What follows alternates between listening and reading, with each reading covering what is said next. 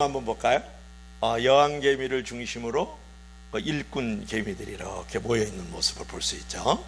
자, 개미들은 저축생활을 하고 분업제도를 하고 번식 분업을 한다. 여러분, 성경에 보면 하나님께서 개미를 보고 지혜를 배우라 라는 말씀을 했던 것을 우리가 기억해 볼 수가 있죠. 자, 도대체 개미에서 무엇을 배운다는 것일까? 첫째로는 노동의 윤리를 배워야 돼. 노동의 윤리를 배워야 된다. 개미는 성충으로 겨울을 나기 때문에 먹이가 부족한 계절을 위해서 식량을 저장하는 거예요. 여기서 개미의 저축 생활을 우리가 배울 수가 있죠. 자, 두 번째로는 컨베이어 벨트식 분업의 공정을 배워야 돼요. 그러니까 개미는 굴락을 이뤄서 살아요. 굴락이라는 말은 뭐냐면 같은 생육 조건에서 때를 지어 사는 것을 갖다 굴락이라는 말을 해요. 그것이 식물이든 동물이든 마찬가지예요. 그러니까 개미는 굴락을 이뤄가지고 경제 활동을 하기 때문에 생산성을 높일 수가 있어요. 그러니까 개미의 경영 방식은 철저한 무슨 제도다? 분업제도다. 또 셋째로는 번식의 분업을 배워야 되는데 가장 신기한 것은 번식 분업이에요. 그러니까 여왕개미가 있지 않습니까? 여왕개미는 평생 알을 낳는 일에만 전념을 해요. 그리고 일개미는 여왕을 도와가지고 굴락 번식에 필요한 제반 업무를 담당을 해요. 그러니까 여왕개미하고 일꾼개미는 그야말로 고도로 조직된 경영 방식을 가지고 있다는 거예요. 번식 분업을 한다. 그래서 하나님은 이런 개미를 보고 지혜를 배우라, 지혜를 얻어라, 그렇게 말씀을 하셨거든요. 자, 나는 과연 내가 속한 자리에서 제 역할을 하고 있느냐는 것을 여러분에게 묻고 싶은 거죠. 가정이라든지 또는 사회 속이라든지 교회 속에서 정말 하나님의 자녀로서, 하나님의 일꾼으로서, 하나님의 복음 전도자로서 여러분의 자리를 잘 감당하고 있느냐, 그런 역할을 감당하고 있느냐고 묻고 있는 거예요. 아니면 행여 여러분들이 디딤돌이 아니고 걸림돌로, 장애물로 머물러 있지는 않는지 여러분 한번 생각해 볼 필요가 있지 않겠습니까? 오늘 본문은 하나님의 일꾼에게 어떤 자세가 필요한지를 몇 가지로 우리에게 교훈을 하고 있는데, 자, 그것은 무엇일까요? 우리가 복음 전도자로서 또 하나님의 일꾼된 자로서 어떠한 자세로 우리가 자리를 지키고 있어야 될 것인가? 첫째로는, 자, 꺼리낌이 없어야 된다. 우리 다 같이 시작. 꺼리낌이 없어야 된다. 우리가 꺼리낌이라는 단어 잘 안 쓰는데, 자, 고린도후서 6장 3절을 한번 읽어볼까요? 우리 다 같이 시작. 우리가 이 직분이 비방을 받지 않게 하려고 무엇이든지 아무에게도 꺼리끼지 않게 하고. 제가 다시 한번 읽겠습니다.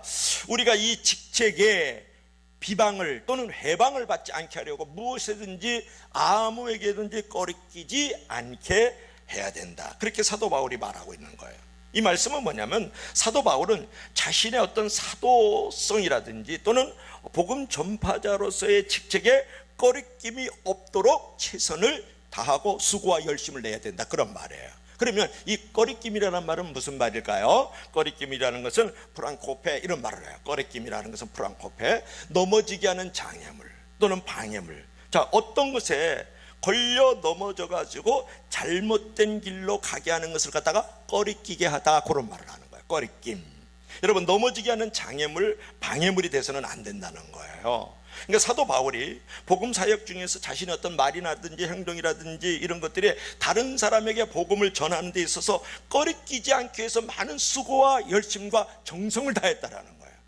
다른 사람이 나로 말미암아서 방해물이 되어지고 나로 말미암아서 장애물이 되어짐으로 말미암아서 잘못된 길로 가게 하는 것도 문제가 있지만, 이런 상황들이 내가 예수 믿는 사람인데, 내가 교사인데, 내가 집사인데, 내가 사도인데, 내가 하나님과 사람의 화목케 하는 그런 직책을 가지고 있는 자로서 비방을 받지 않게 하기 위해서, 해방을 받지 않기 위해서 꺼리끼는 일을 해서는 안 된다는 거예요. 남에게 장애물이 되고 남에게 방해물이 되고 남이 나를 봤었을 때 잘못된 길로 가게 하는 자리를 만들지 말라, 그렇게 사도 바울이 우리에게 교훈을 하고 있어요. 여러분, 우리가 전도자에게 있어서, 우리 성도들에게 있어서 또는 교회에 있어서 단지 복음을 전하는 것뿐만 아니라 자신의 어떤 인격이라든지 삶의 태도가 얼마나 중요하다는 것을 사도 바울이 지금 역설하고 있는 장면을 우리가 발견할 수가 있는 거죠. 우리가 꺼리끼지 않게 해서 우리 직분도 해방을 받지 않게 할 뿐만 아니라, 즉 성도와 교회가 비방을 받고 정죄를 받지 않도록 하는 것도 중요하지만, 중요하지만 그들이 정말 구원을 얻고 생명을 얻는 길로 들어오지 못하는 잘못된 길로 가게 하는 것은 얼마나 큰 하나님 앞에서의 잘못이냐, 그런 말이에요. 그런데 우리가 남들이 꺼리끼지 않게 하기 위한 것도 중요하지만 우리가 꺼리끼는 일도 할 수 있어야 돼요. 자, 무슨 말일까요? 다시 한번 물어볼까요? 남에게 꺼리끼는 일을 하면 안 돼요. 잘못된 길로 갈 수 있도록 방해물이 되고 장애물이 돼서도 안 되지만 꺼리끼는 일도 할 수 있어야 된단 말이에요. 한성 권사님, Do you understand? 이해가 되겠어요? 자, 이해가 된다 그러는데 아직 이해를 못하고 있으면서 그냥 아멘 했을 뿐이에요. 초대교회 때 복음 전파자들이, 그죠? 전도자들이 가장 꺼리낌을 가졌던 것은 십자가예요. 예수님의 십자가가 구원의 길이라는 것을 우리가 가르쳐줘야 되는데 그 당시에 초대교회 성도들이 가장 꺼렸던 것은 이 십자가의 도를 전하는 거란 말이에요. 자, 왜 그랬을까요? 지혜를 구하는 헬라인들에게는 십자가라는 것이 죄와 어리석음으로 보이는 거예요. 왜 그럴까요? 젊은 한 사람이 말이죠, 총각이 30살이 간 넘었어요. 근데 하나님의 아들이라 그래요. 하나님 당신이라 그러고, 그리고 십자가에서 모든 인생의 죄를 다 걸머쥐고 내가 다 이루었다 그러고 십자가 죽어버렸어요. 그러니까 헬라인들이 보면 십자가가 참 어리석어 보이고 무능하게 보이고 죄로 보이는 거예요. 그뿐만이 아니고 이적을 구하는 유대인들에게도 역시 한 젊은이가 십자가에 달려 죽었을 뿐인데 모든 죄를 짊어졌다 그러고 말이죠. 하나님의 아들이라 그러고 말이죠. 이런 일들이 얼마나 미련하고 우둔하고 이제 어리석게 보이냐 말이에요. 그러니까 이런 십자가의 도를 전하는 것을 초대교회 성도들은 매우 꺼렸다, 그런 말이에요. 십자가가 꺼리낌이었다, 그런 말이에요. 그러나 초대교회 복음 전파자들은 가감히 십자가를 지고 십자가를 전했습니다. 반면에 요새 우리 교인들은 이런 꺼리끼는 십자가를 지려고 하지 않는다는 데 문제가 있어요. 꺼리끼는 십자가의 증인의 일을 하지 않는다는데 오늘날 우리가 문제를 느끼게 된다, 그런 말이에요. 최근에 있었던 내용인데 한번 볼까요? 누가 나올까요? 캐시 버넬. 캐시 버넬은 20세기의 마지막 순교자라고 일컬음을 받는 캐시 버넬이에요. 영어로 한번 읽어볼까요? 시작. Yes, I believe in God. 네, 나 하나님을 믿어요. 이런 말을 했어요. 책이 있으니까 여러분 한번 읽어보시면 좋겠죠. 무슨 일이 있어서 제가 이런 예쁜 여학생을 내가 보여주고 20세기 마지막 순교자라고 그러고 그랬을까요? 미국 콜로라도주 덴버시의 남서쪽에 리틀턴이라는 지역에 있는 콜럼바인 고등학교에서 학생 25명하고 용의자 2명이 총기 난사 속에 피투성이가 되어 죽는 사건이 벌어졌어요. 그런데 이 비극 가운데 살아남은 여학생이 증언한 놀라운 러브스토리가 하나 있는데, 이 학교의 불량서클 단원이었던 트렌치 코트 마피아 단원 둘이 총기를 가지고 들어왔어요. 학생들을 막 난사를 하고 있었을 때 그곳에서 17살 된 캐시 버넬이라는 소녀가 있었어요. 총을 들고 있던 학생 하나가 그녀에게 총구를 목에다 댔어요. 죽고 싶지? 죽을래? Do you believe in God? 너 하나님을 믿어? 너 하나님을 믿니? 총구를 목에다 갖다 대고 너는 하나님을 믿냐? Do you believe in God? 만약 하나님을 안 믿는다 그러면 얼마든지 살 수 있었을지 모르는 그 상황에서 그녀는 똑바로 그를 쳐다보면서 말했어요. Yes, I believe in God. 나 하나님을 믿어. 그러자 그는 총구를 캐시의 가슴에 겨누고는 마구 총을 쏘아댔어요. 캐시 이야기가 알려지기 시작한 미국 크리스천 10대들 사이에서 Yes, I believe in God이라고 적힌 티셔츠를 입고 다니는 운동이 일어나기 시작했고, 플로리다주의 한 도시에서는 2,500명의 10대들이 모여서 감동적인 신앙 고백에 큰 집회를 여고 부흥을 경험했다라는 거예요. 이 집회 역시 이름이 Yes, I believe in God. 그래, 나는 하나님을 믿어. 이 집회는 마약 속에 찌들어 죽어가던 미국 크리스천 10대들을 일깨우는 살아있는 운동으로 불붙기 시작했다, 그런 말이에요. 여러분, 오늘 우리는 소위 크리스천이라고 하면서 목사요, 장로요, 집사야, 권사라고 하면서도 빌라도와 조금도 다르지 않는 사람들일 수 있다라는 거예요. 다른 사람에게 꺼리낌이 되고, 즉 다른 사람에게 방해물이 되고 장애물이 되고, 다른 사람에게 내가 보여줌으로 말미암아서 그들이 오히려 구원과 생명을 얻는 길로 걸어가는 것이 아니라 잘못된 길로 걸어가게 하는 빌라도처럼 양심을 팔아먹는 권력자일 수 있고, 예수 그리스도의 이름을 팔아먹는 비굴한 크리스천의 모습이 있을 수 있다는 것이에요. 여러분, 이 시대의 순교자인 캐시 버넬을 보세요. 오늘 우리가 어떤 선택을 해야 되는지 그 삶과 죽음을 통해서 우리에게 말해주고 있지 않습니까? 꺼리끼지 않는 사람으로서 성도와 교회가 비방을 받지 않는 것도 중요하고, 내가 꺼리끼는 십자가 하나님을 증언하는 캐시 버넬과 같은 사람도 돼야 된다, 그런 말이에요. 여러분, 하나님을 선택하고 그리스도를 선택하고 성경의 가치관을 선택했다는 사실이 내 출세와 경제적인 이익을 앗아간다 해도 Yes, I believe in God. 난 하나님을 믿어 라고 세상을 위해서 담대히 칠 수 있는 그리스도를 찾기가 오늘 어려울 때 우리가 살고 있다, 그런 말이에요. Yes, I believe in God. 그래, 나 하나님을 믿어. 꺼리끼는 십자가도 증거할 수 있고, 꺼리끼는 일을 하지 않는 것도 우리에게 중요하다, 그런 말이에요. 그래서 마태복음 10장 28절 한번 볼까요? 우리 다 같이 한번 읽어봐요. 시작. 몸은 죽여도 영혼은 능히 징이지 못하는 자들을 두려워하지 말고 오직 몸과 영혼을 능히 지우게 멸하실 수 있는 이를 두려워하라. 여러분은 사람을 두려워하면 안 돼요. 누구를 두려워? 하나님만 두려워해야 돼요. 몸은 죽여도 영혼은 능히 죽이지 못하는 자들을 두려워하지 말고 오직 몸과 영혼을 지우게 멸하시는 그 하나님을 두려워하라고 말씀하고 있지 않습니까? 여러분, 이제 오늘날 우리가 이웃을 돌아보면 기독 신자가 우리가 캐톨릭까지 하면 한 1,000만 명 정도 된다고 봐요. 그런데 정말 예수 그리스도를 믿음으로 신앙을 정진하는 신자들은 얼마나 될까요? 사람들은 예수를 믿는다고 입술로만 고백하면 구원받는다는 그런 어떤 허위의식의 형식주의에 사로잡혀 있는 신앙도 가질 수 있다는 거예요. 그러나 초대교회 당시 입술의 고백과 지금 입술의 고백은 그 진정성이 하늘과 땅 차이로 우리가 다룰 수 있다는 거예요. 초대교회 당시 입술의 고백은 내가 예수를 믿습니다 라고 말하면 생명을 내거는 거예요.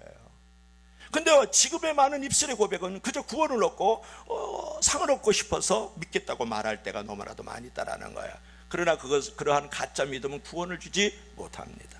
여러분, 예수를 믿는다는 것은 좁은 문으로 들어가서 좁은 길을 걷는 것이에요. 그런데 사람들은 예수님을 통해서 넓은 길로 가려고, 큰 문을 향해서 가려고 그러잖아요. 그런 어떤 이기적인 신앙, 그런 어떤 쉬운 믿음주의, 그런 값싼 은혜가 이웃과 세상에게 복음을 전파하는 자가 아니라 꺼리끼는 일을 행함으로 말미암아서 성도와 교회가 비방을 받고 해방을 받는 시대에 우리가 살고 있지 않는가 물어보는 것이에요. 그러므로 우리 성도로서, 전도자로서 오늘 사도 바울이 먼저 우리에게 교훈하는 것처럼 꺼리낌이 없는 신앙 고백을 통해서 하나님의 찬송이 되기를 바랍니다. 자, 두 번째로는 우리가 하나님의 일꾼 또 복음 전도자로서 마땅히 해야 될 일은 무엇일까요? 다 같이 시작. 자신을 바쳐라. 그러면 또 힘들죠 벌써? 우리 수홍 선생님 고개를 조금 수그리고 있잖아요 벌써. 시작. 자신을 바쳐라. 한번 읽어봅시다. 고린도후서 6장 4절부터 5절. 다 같이 시작.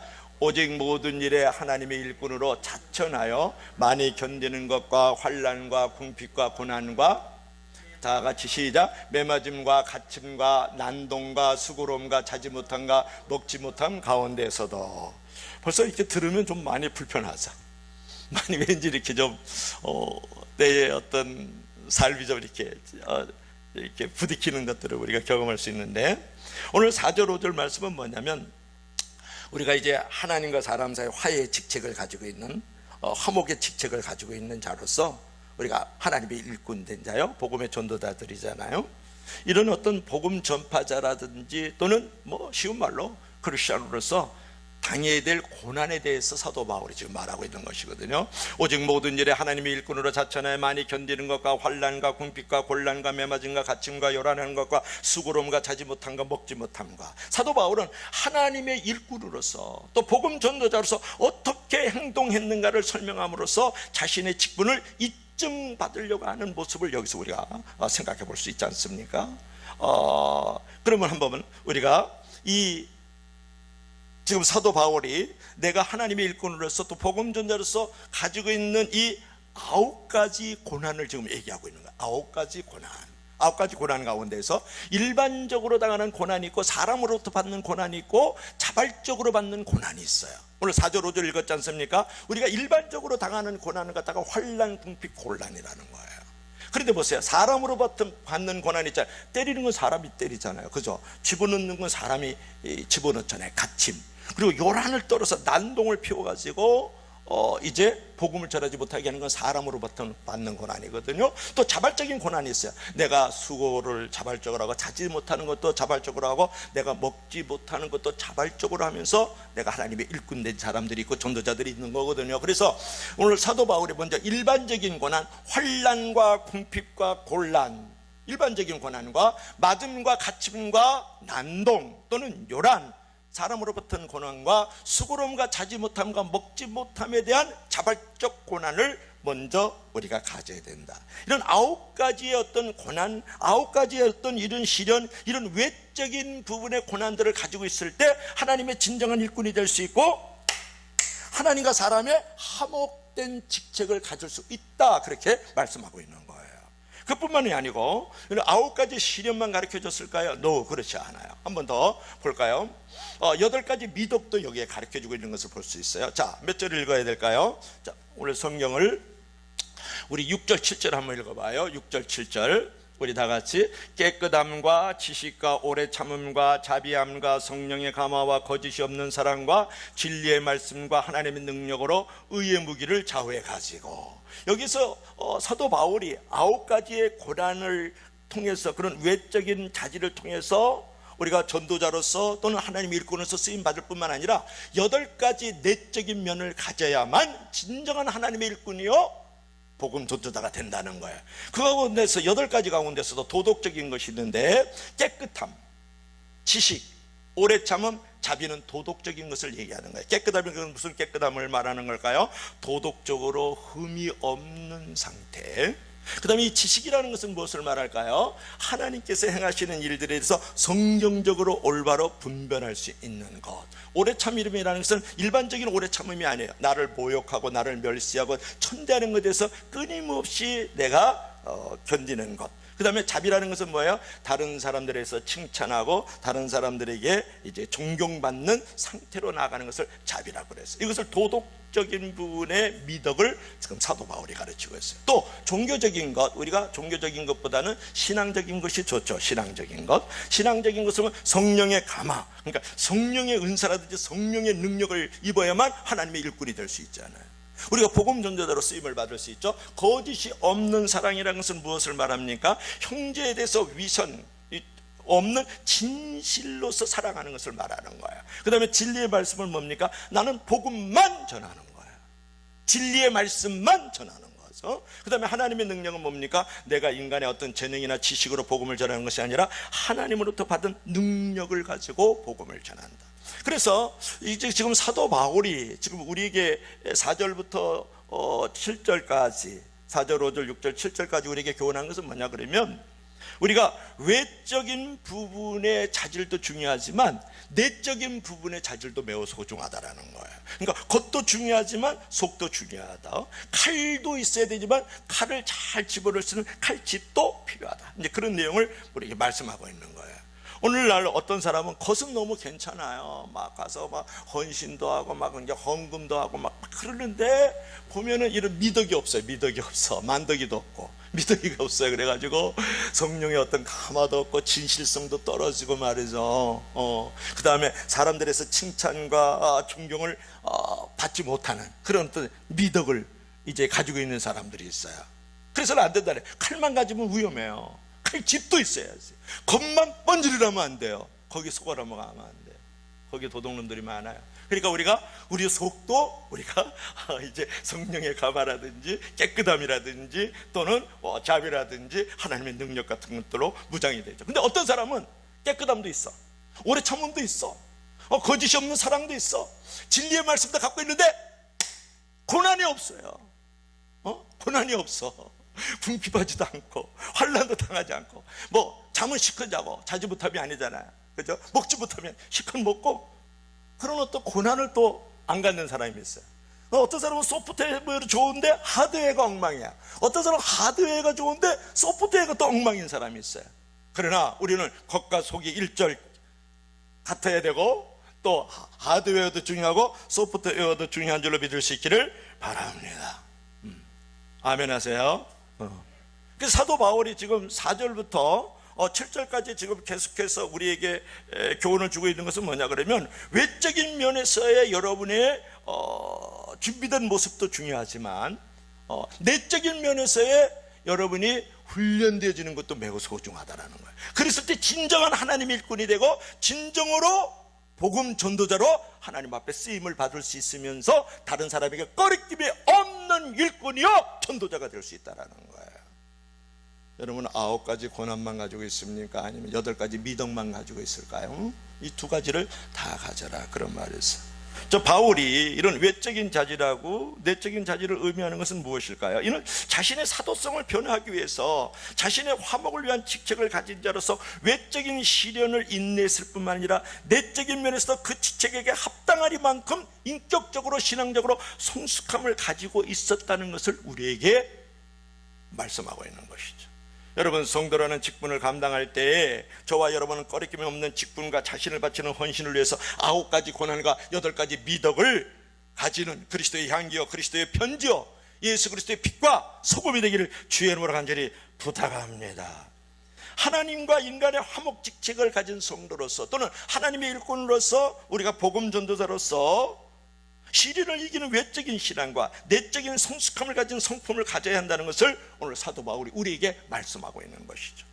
여러분, 그리스도의 참된 일꾼이 되려면 9가지 고난과 8가지 미덕을 가져야 되는 줄로 믿을 수 있기를 바랍니다. 매우 중요하죠. 제가 방송을 하나, 유튜브 방송을 하나 무심결에 들었어요. 그것도 죄송하게 화장실에서 봤는데, 그게 뭐냐면 목사님께 무엇이든지 물어보세요, 그런 유튜브예요. 거기가 상담해 주시는 목사님이 누구냐 그러면 김동호 목사님이었어요. 김동호 목사님 지금 3, 4회까지 나갔던 것 같더라고요. 그런데 참 아름다운 얘기를 들었어요. 제가 무슨 얘기냐 그러면 지금 부부가, 남편과 아내가 지금 갈등이 생겼어요. 11조를 이 개척교회에다 하느냐 아니면 선교지에다가 센터를 지어주느냐 하는 부분으로 이 11조로 부부간의 논쟁이 벌어져 가지고 목사님께 무엇을 물어보세요 라는 그런 유튜브에 그 김동호 목사님이 이제 카운셀러예요. 그래가지고 거기다가 질문을 드렸어요. 이야기인즉 이런 거예요. 살았던 집이 집값이 올랐어요. 집값이 올랐어. 그러니까 집값이 오르는데 본인이 이제 은퇴를 하고 옛날에 단기 선교를 갔던 그 선교지에 갔었을 때 선교센터를 보니까 선교센터가 없는데 다 망가져 있는 거예요. 그래서 마음이 늘 이게 걸려 있었는데 이 집값이 올라가지고 내가 은퇴를 하면서 오른 것에 대한 11조, 마음에 찔리는 사람은 회개할 수 있기를 바랍니다. 그러니까 오르는 것에 대해서 11조를 내가 해야 되겠다, 그렇게 생각을 한 거예요. 지금 내가 직장 다닐 때 은퇴를 하면서. 그러니까 이 집사님하고 이 권사님하고 논쟁이 벌어졌는데, 나는 내가 다니는 이 개척교회를 해야 되겠다. 왜냐하면 3,000명이 다니는 교회를 다니다가 목사님이 아니더라는 거예요. 교회가 나가는 게 영 마음에 안 들었다라는 거예요. 그래서 교회를 개척교회로 옮겨서 거기서 신앙생활을 하던 중에 집값이 올려가지고 내가 은퇴하면서 선교지를 가고 싶은 거예요. 근데 선교지를 가는데 선교센터를 줘야 되니까 이 집값 올름에서 11조를 좀 큰 돈이었던 것 같아요. 개척교회에다 하자. 그것은 부인 권사님의 얘기고, 남자 집사님은 선교센터를 가서 그 선교사님 그 선교센터를 줘주자. 뭐 다른 데 가면 예를 들면 3,100이면 큰 돈이거든요. 그러니까 이제 그래서 이게 이제 맞불이 붙은 거예요. 그래서 거의 지금 파혼 직전에까지 간 거야 이거. 그러니까 어떤 사람은 11조 하냐 안 하냐 이런 것 때문에 싸움하는데, 이 가정은 11조를 어떻게 하느냐 때문에 논쟁이 붙었어요. 이런 가정 되길 주의 이름으로 축원합니다. 하느냐 안 하느냐 때문에 싸움에. 근데 이제 그래가지고 동 목사님인데 역시 김동호 목사님 대단한 그런 어떤 지혜가 있잖아요. 11조는 하나님의 것입니다. 11조는 하나님의 것이에요. 그렇기 때문에 내가 다니는 교회에 11조를 지금 그 개척교회 하십시오. 그리고 선교지를 그냥 들어가도 괜찮고 하나님의 위대한 역사를 이룰 수도 있고, 거기에 10분의 9는 내 것이지만 그것도 하나님의 것이지만 내 것이라고 생각하면서 내가 마음대로 쓸 수 있지 않습니까? 그러면 선교지에 들어갈 때에 11조는 개척교회 드리고, 집값 올랐으니까 그거 11조, 그리고 선교지에다가는 당신이 마음이 허락하는 대로 10분의 9는 하나님의 것이지만 내 것 아니냐, 그거를 들으시든지 아니면 두 부분이 들어가서 불타는 열정을 가지고 선교지를 섬기면 하나님이 먹을 것, 입을 것, 마실 것 다 허락하시는 당신의 축복과 통로가 된다. 그런 조지더라고요. 믿으시면 다 같이 아멘 하세요. 그런 목사님하고 내가 3년을 같이 있었다는 게 또 영광이잖아요. 영락교회 때. 근데 이렇게 어려울 때, 마음이 유혹이 있을 때 그분 생각이 나요. 그분이 어떻게 행했다. 그런 것들이 그게 참 이렇게 인생의 잣대가 되는 것 같아요. 나침반이. 자, 여러분, 한 부부의 갈등이 참 우려스러운 갈등이잖아요. 11조 낼 것인가 안 낼 것인가로 싸움하지 않고 이 11조를 어떻게 처리할 것인가, 어디다 드릴 것인가, 너무 멋있는 그런 부부에 대해서 말씀이 있었어요. 주님은 이런 말씀을 하셨어요. 이에 예수께서 제자들에게 이르시되 아무든지 나를 따라오려거든 자기를 부인하고 자기 십자가를 지고 나를 쫓을 것이니라. 마태복음 16장 24절 말씀이 있잖아요.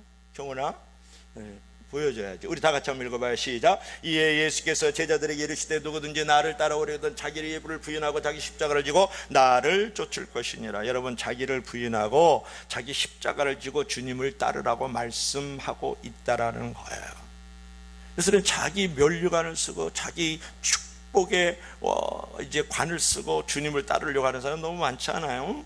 여러분, 자기 부인이라 자기 십자가가 무엇입니까? 자기 부인이나 자기 십자가가 무엇냐고 물어보죠.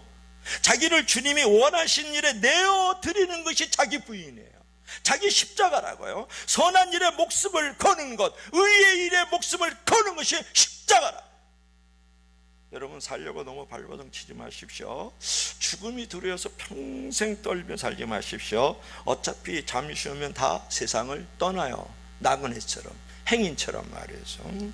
그러므로 살아있을 때 하나밖에 없는 이 목숨을 어디에다 바칠 것인가, 하나밖에 없는 나의 삶의 이 자원들을 어디다 드릴 것인가, 그런 외적인 자질과 내적인 자질을 가지고 하나님 앞에 자신의 전부를 드릴 수 있는 저와 여러분들이 되길 주의 이름으로 간절히 축원합니다. 축원합니다. 우리 이경원 집사님만 아멘. 얼마나 예뻐요. 성가대에 딱 앉아있죠. 남편을 옆에 딱 바라보면서. 자, 마지막으로 한 번 더 봅시다. 자, 우리 다 같이 시작.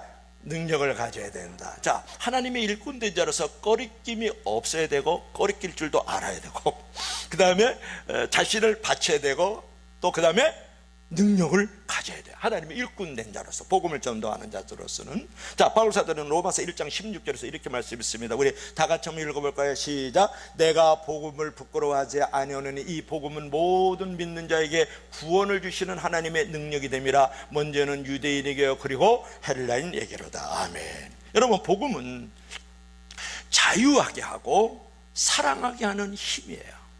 다시 한번 앞에다가 하나 붙일까요? 예수 그리스도와 그분에 관한 복음은 나를 자유하게 하고 사랑하게 하는 힘이에요. 요새 사람들은 너무 많은 것에 매여 살잖아요. 뭐 돈에 매여 살고, 체면에 매여 살고, 출세에 매여 살고, 미움에 매여 살고, 사랑에, 애정에 매여 살고, 근심 걱정에 매여서 하루도 평안할 날이 없어요.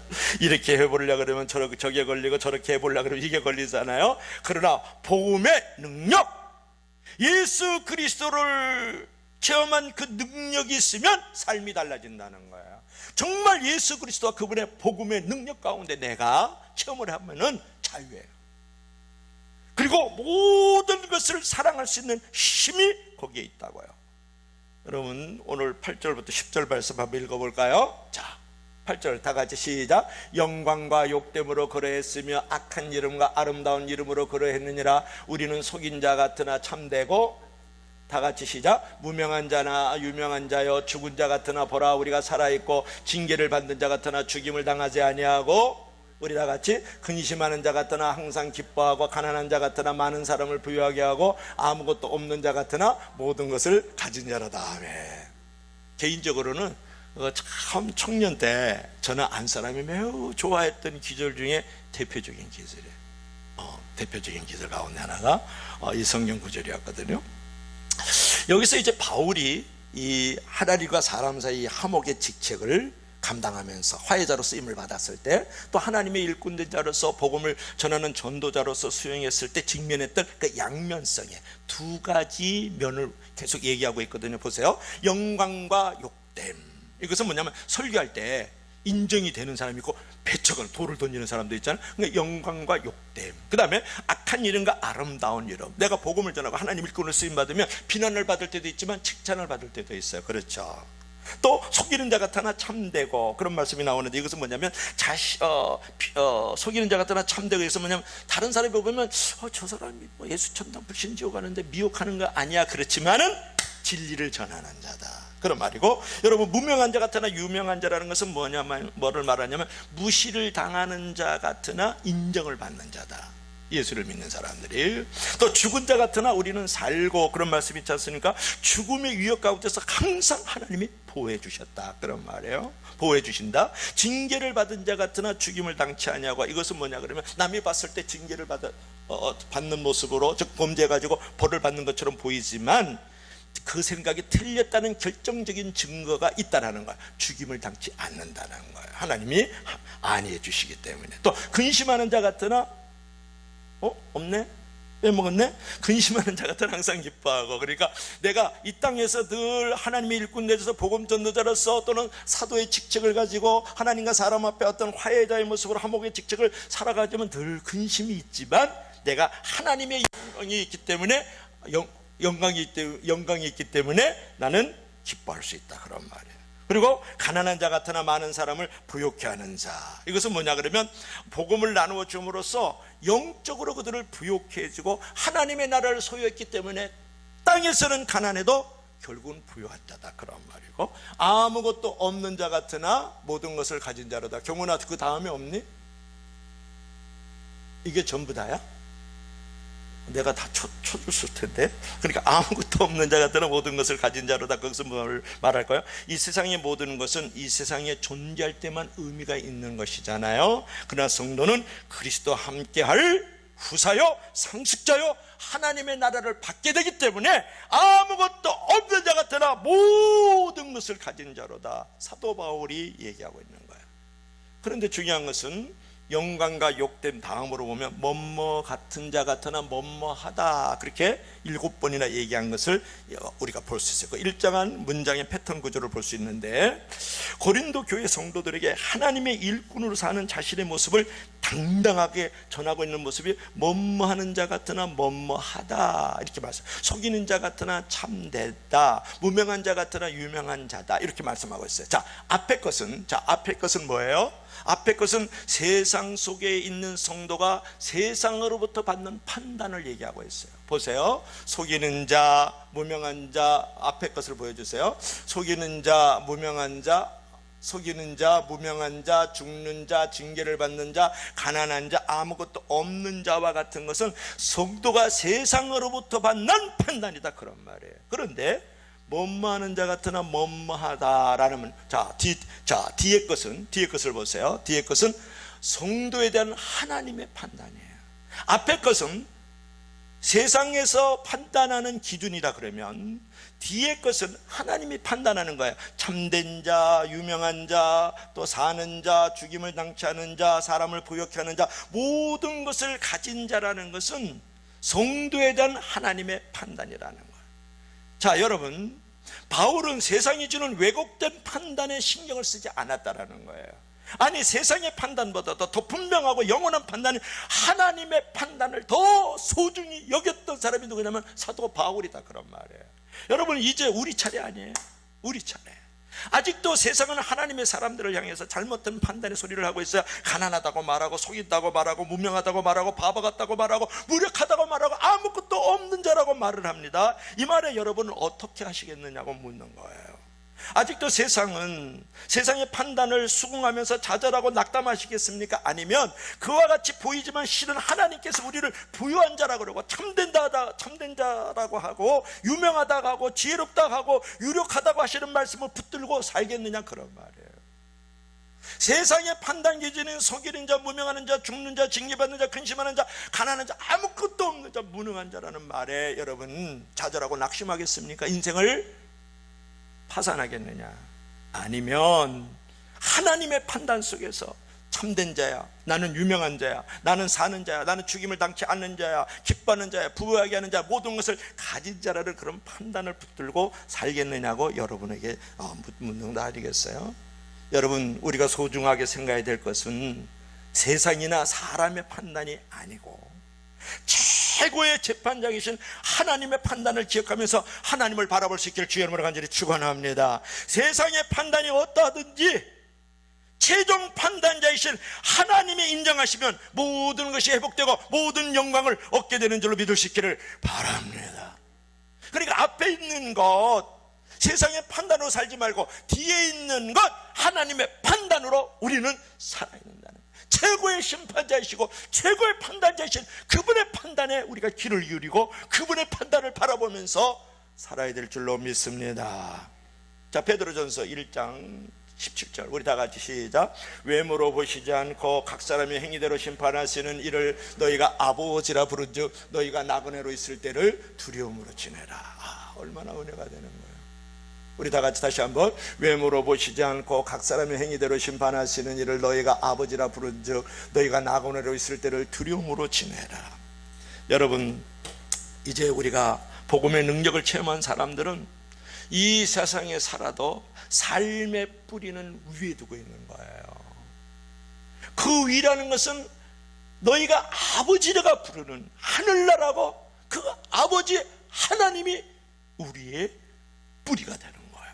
세상의 모든 식물이라든지 동물은 다 땅에다 뿌리를 두고 있어요. 여러분, 꽃이라든지 나무가 다 뿌리를 두고 있잖아요. 여러분, 짐승들은 다 땅을 보고 살아가요. 원숭이가 하늘 보고 산다고요? 아니요, 원숭이도 땅을 보고 살아요. 그러니까 식물이나 동물은 땅에다가 머리를 두고 있고 뿌리를 두고 있지만 우리 인간은 하늘에다가 뿌리를 두고 있고 하늘에 머리를 두고 있는 존재들이잖아요. 여러분, 그리했을 때 우리에게 찾아오는 것이 있어요. 그것은 뭐냐면 어디에도 매이지 않는 자유예요. 자유. 어떤 경우에도 사랑을 선택할 수 있는 용기와 힘, 이것보다 더 소중한 것은 없는 거예요. 하늘에다가 머리를 두고 하늘에다 뿌리를 두고 아버지 하나님과 그분의 나라에 나의 영원한 근거를 두고 있는 사람에게 가지고 있는 것은 내가 이 땅 위에 매이지 않는 자유잖아요. 무엇이든지 어떠한 상황에도 사랑을 선택할 수 있는 힘을 가지고 있다는 것이잖아요. 이것보다 소중한 능력이 어디에 있어요? 여러분, 그러면 복음을 진정으로 영접한 이들은 그런 능력을 선물로 받을 수 있다는 거예요. 이런 능력을 체험한 사람은 복음을 부끄러워하지 않고 세상이 뭐라 하든지 복음 안에서 우리가 빛을 발하며 살거든요. 이제 자부심을 가지십시오. 성도는 사도 바울의 고백처럼 무명한 자 같으나 유명한 자예요. 겉으로는 비천해 보이고 이름 없는 것 같지만 하나님을 모신 자이기 때문에 위대한 이름을 가진 자요, 정말 모든 것을 가진 자들이거든요. 그처럼 내세울 것이 별로 없을 때에도 주님 안에서 행복을 노래하는 인생들이 되길 바랍니다. 그런 인생이 하나님을 대변하는 것이거든요. 여러분, 참된 일꾼이요, 정말 진정한 복음의 전도자 또는 하나님과 사람의 화목의 직책을 가지고 있는 사도들 같은 사도성을 가지고 있는 저와 여러분들이라 그러면 하나님의 능력을 체험을 해야 돼요. 체험을 할 때 오늘 사도 바울 같은 일꾼이 될 수 있고 전도자가 될 수 있다. 오늘도 하나의 얘기를 하고 마칠까요? 이제 나는 크리스찬입니다. 이제 그런 내용인데, 성 루시안이라고 아무리 그 인터넷을 찾아도 이 인물이 안 나오더라고요. 보니까 성 루시안이라는 사람은 이단과 싸우다가 9년 동안 감옥에 갇혔어요. 그러니까 주후 AD 311년에 맥시아너 황제가 이제 박해할 때 그때 잡혀가지고 신문과 고문을 받아요.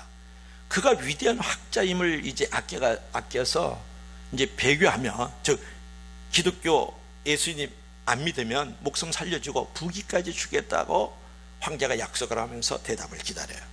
그러나 그는 다만 나는 크리스찬입니다 한마디만 말할 뿐인 거예요. 재판하는 법관 앞에서도 일체 말하지 않고 다만 나는 크리스찬입니다 반복할 뿐이었어요. 고향이 어디라고 물어도 나는 크리스찬입니다. 이름이 무엇이라고 물어도 나는 크리스찬입니다 라는 것이었어요. 감옥에 그를 면회하러 찾아온 성도를 보고 자기는 판자에 쇠사슬로 묶여 누워 있으면서도 도리어 신자를 보고 신앙을 끝까지 지킬 것을 권면을 해요. 그리고 그가 쇠사슬에 묶여 누워있는 그의 가슴을 제대로 삼아, 제대라는 것은 뭘 말하냐면 제사를 지내는 단상으로 삼아 그 위에서 성찬 안식을 거행하고는 그 다음날 끌려가서 참수형을 당해서 순교를 해요. 박해자들이 그의 시체에 큰 돌을 매달아 가지고 깊은 바다에 던졌는데 2, 3일 후에 시체가 다시 떠올랐어요. 여기서 우리가 교훈을 받고 싶은 것은 뭐냐 그러면, 우리는 언제 어디서나 자랑하고 고백해야 될 말이 있는데 나는 크리스찬입니다 라는 말인 거예요. 교회 안에서만 나는 크리스찬입니다 그러지 말고, 여러분의 가정에서, 여러분의 직장에서, 여러분의 동네에서, 시장터에서 나는 크리스찬입니다. 세상과 타협에 들어와도 나는 크리스찬입니다. 유혹의 눈웃음이 쳐도 나는 크리스찬입니다. 제가 나를 미혹시켜도 나는 크리스찬입니다. 우리가 이렇게 자랑스럽게 외쳐야 할 말은 나는 크리스찬입니다. 믿을 수 있기를 바랍니다. 그랬을 때 나는 꺼리낌이 없는 하나님의 일꾼인 거예요. 그리고 나는 내 자신을 전부 드리는 나는 하나님의 일꾼인 거였어요. 그리고 그런 사람이 진짜 하나님의 능력을 이제 입은 사람이다. 우리가 그렇게 말할 수 있죠. 오늘 결론은, 사랑하는 성도 여러분, 본문을 통해서 우리는 복음 전도자로서 바울이 걸었던 그 인생을 우리가 생각해 보았지 않습니까? 그의 인생은 화려하지도 않았고 평탄하지도 않았어요. 빈궁, 수치감, 거절감, 육체적 고통, 그리고 다른 사람들의 비난과 정죄 속에서도 그의 인생에 대해서는 자부심을 가지고 있었단 말이에요. 그리고 복음 전도자로서 하나님의 그 판단과 그 심판 앞에서의 상급과 면류관을 늘 바라봤던 사람이 사도 바울이에요. 때문에 자신에 대해서 곡해하는 세상에 대해서 어떤 반항적인 모습이라든지 비관적인 삶의 태도를 갖지 않기를 바랍니다. 여러분, 우리 역시 하나님의 판단과 상급을 아는 사람들이잖아요. 그러므로 우리도 바울처럼 세상의 판단이 어떠하든지 오직 하나님을 위해서 살 수 있어야 되는 줄로 믿을 수 있기를 바랍니다. 그래서